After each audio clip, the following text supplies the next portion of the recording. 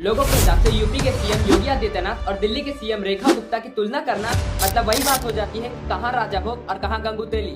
फिर भी मैं बात करता हूँ कि कौन कितना बेहतर है। अभी फिलहाल दो मर्डर हुए हैं, दो अलग अलग राज्यों में लगभग एक ही तरह से। तो समझते हैं कौन से राज्य की जस्टिस सिस्टम कितनी बेहतर है।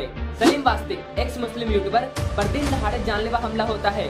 दुकान में घुसकर उन्हें दिन के उजाले में हमला करते हैं। मारने का कारण किसी रहस्य से कम नहीं। एक्स मुस्लिम यूट्यूबर सलीम वास्तिक अस्पताल में मौत से लड़ रहे हैं। वहीं दूसरी तरफ एक पूरा मुस्लिम भीड़ होली के दिन घर में घुसकर पूरे परिवार को मारता है। औरतों के ब्लाउज फाड़ देते हैं और परिवार में एक नौजवान युवक को पीट पीट कर मार देते हैं।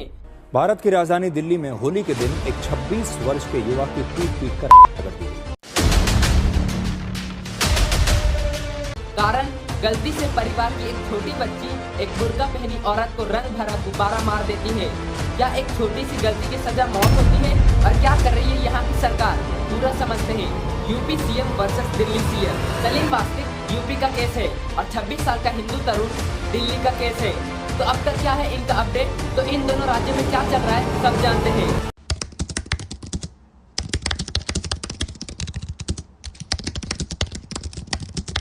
उत्तर प्रदेश का सलीम वास्तिक एक एक्स मुस्लिम यूट्यूबर। इन्हें आप कई सारे वीडियोस और पॉडकास्ट में देखे ही होंगे। कुछ लोगों ने इन्हें मुस्लिम के खिलाफ जाने वाला कहा, तो किसी ने इस्लाम का सच बताने वाला मसीहा कहा। खैर 27 फरवरी 2026 को सुबह सुबह जब दुकान के सोफे पर लेटे रहते हैं, तब दुकान में दो सगे भाई चेहरे पर हेलमेट लगाए आते हैं और आते ही कहते हैं हमें कुछ बात करना है। उन्हें देखकर लगता है कि वो कोई बदला लेने के मकसद से आए हैं। वैसे सलीम वास्तिक तो अनजान थे, उन्हें इस चीज का कोई अंदाजा नहीं था। वो दोनों को कहते हैं बैठो। इसके बाद जो मंजर था वो देखने वालों का कलेजा कांपाने वाला था। खैर मैं तुम्हें सीसीटीवी फुटेज दिखा देता हूँ। क्या चाहिए? क्या चाहिए? और अरे बात करनी। बैठो। माफ करना, इसके आगे मैं नहीं दिखा सकता, पर बता जरूर सकता हूँ। आगे जो हुआ, दोनों भाई ने क्या किया वो मैं बताता हूँ। किसान और गुलफान ताबड़तोड़ हमला करने लगते हैं। सलीम पर गर्दन पर और पेट पर हमला करने लगते हैं। इस दौरान हमलावरों को थोड़ी भी रहम नहीं आ रही थी। सलीम छटपटाते रहे। हमला करने के बाद दोनों फरार हो गए। हमला करने का कारण था गुस्ताखी। खैर कई दिनों से ये लोग फरार थे, पर 1 मार्च 2026 को छोटे भाई किसान का इनकाउंटर कर दिया गया और 3 मार्च 2026 को बड़े भाई का भी इनकाउंटर कर दिया गया। मतलब जो बड़ा भाई शादीशुदा था उसे एक मुठभेड़ में रात को इनकाउंटर कर दिया गया। ये दोनों सगे भाई थे।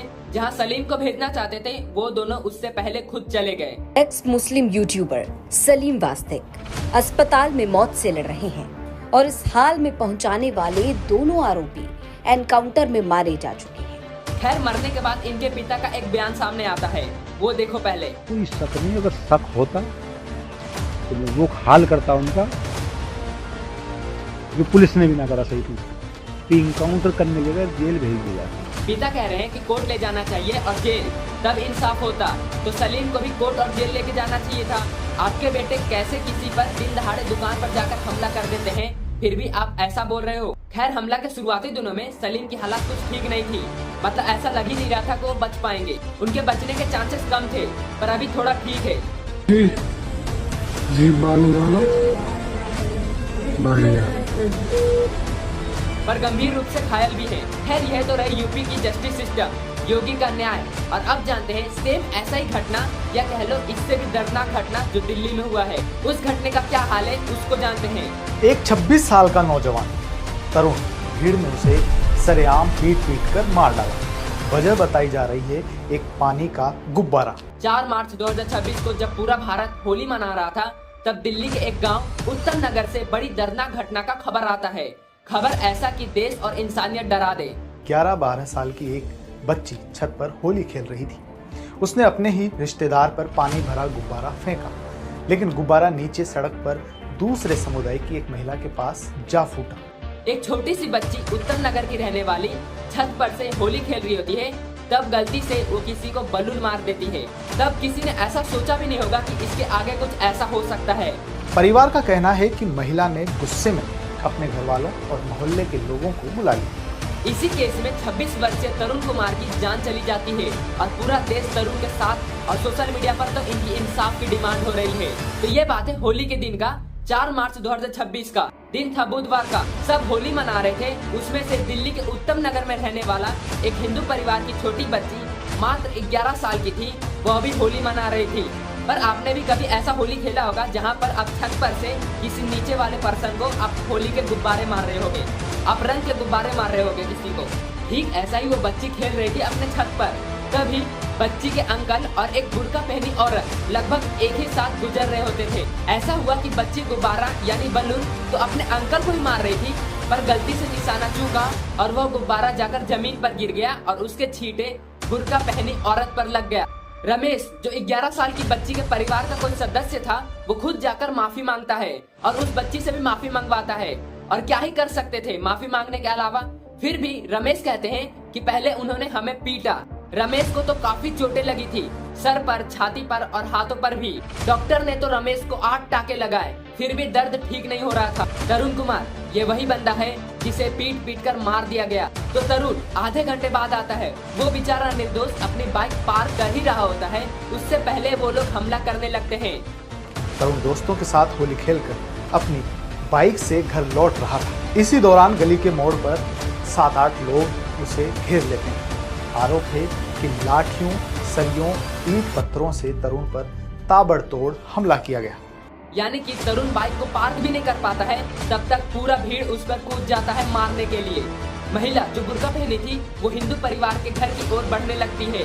वही परिवार जिसके घर में 11 साल की वो छोटी बच्ची थी जिससे गलती से वो गुब्बारा लग गया था। हमले में क्या हुआ वो आप ये वीडियो देखकर समझ सकते हो।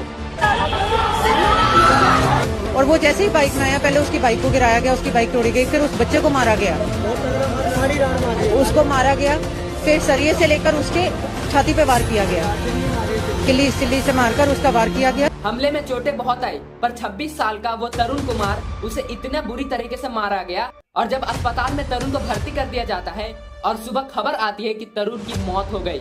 अब तरुण नहीं रहा। लोग गुस्से में गाड़ियां को जलाने लगते हैं, तोड़ने लगते हैं, वगैरह वगैरह ये सब करने लगते हैं।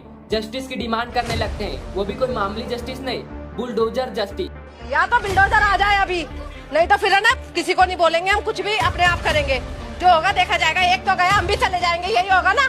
रमेश, उनका कहना है कि जुर्म करने वालों पर बुलडोजर की कार्यवाही हो जाए। खैर ये तो रहा केस कि कैसे, क्यों और क्या हुआ, पर अब जानते हैं कि जस्टिस का क्या हुआ। तो देखो, 5 मार्च शाम को पुलिस 4 लोग को अरेस्ट कर लेती है, जिसमें से एक नाबालिग भी होता है। पर कुल मिलाकर पुलिस 8 लोगों को अरेस्ट कर लेती है इस मामले में। पुलिस ने अब तक 8 लोगों को गिरफ्तार किया है, जिनमें एक नाबालिग भी शामिल है। उन पर और दंगा जैसी धाराएं लगाई गई और तरुण कुमार की मौत के मामले में का मामला दर्ज कर देती है। खैर तुम्हें लग रहा होगा कि शायद जस्टिस मिल गई हो, पर नहीं, ऐसा तुम मत सोचना, क्योंकि इन्हें कभी भी बेल मिल सकती है और ये कभी भी छूट सकते हैं अपने वकील की मदद से।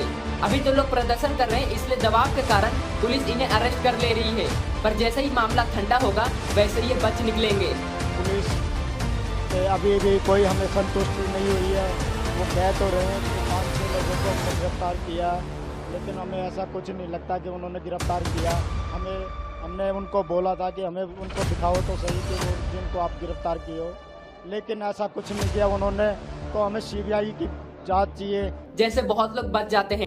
खैर छोटे मोटे इन्फ्लुएंसर ने तो आवाज उठाया, पर जर्मनी में बैठा ध्रुव राठी अब भी चुप है, और देश में बैठी वो रैंटिंग गोला जो हर बार बीच में आती है वो भी चुप बैठी है।